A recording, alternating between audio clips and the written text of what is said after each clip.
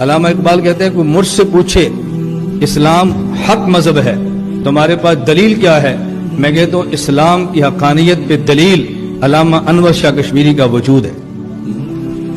اسلام حق مذہب نہ ہوتا علامہ کشمیری کبھی مسلمان نہ ہوتا۔ یہ دلائل کی دنیا کا بے تاج بادشاہ ہے، اس شخص کا مسلمان ہونا اس بات کی دلیل اسلام مذہب پر حق ہے۔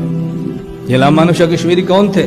دارالعلوم دیوبند کے شیخ الحدیث، شیخ الہند مولانا محمود حسن دیوبندی کے مایہ ناز شاگرد، اتنا بڑا متقی بھی اور نیک شخص اور حافظہ، جو کتاب آنکھوں سے گزر گئی وہ پھر دماغ سے کبھی نکلتی نہیں تھی۔ یہ معروف واقعہ آپ نے سنا، جب بہاولپور کی عدالت میں انگریز بہاولپور کی عدالت میں قادیانیوں کے خلاف گفتگو ہو رہی تھی، قادیانی مناظر نے مسلم الثبوت کا حوالہ دیا۔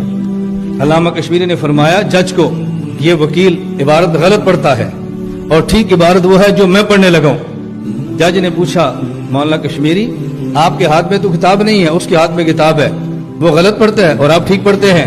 فرمایا اگر میری عبارت غلط ہو اور اس کی عبارت ٹھیک ہو میں شکست لکھ دوں گا۔ علامہ صاحب آپ نے کتاب کب پڑھی ہے؟ فرمایا 36 سال پہلے مطالعہ کیا تھا۔ یہ علامہ کشمیری کا حافظہ تھا۔ تو علامہ اقبال نے کہا اسلام مذہب پر حق ہے، حقانیت پہ دلیل علامہ کشمیری کا وجود ہے۔ نمبر 2، علامہ اقبال فرماتے تھے معقول کا نام دیوبند ہے، معقول کا نام دیوبند ہے، خلاف عقل ہو اور دیوبند ہو میں نہیں مانتا، دیوبندیت عقل مندی کا نام ہے۔ یہ علامہ اقبال کے حوالے تھے۔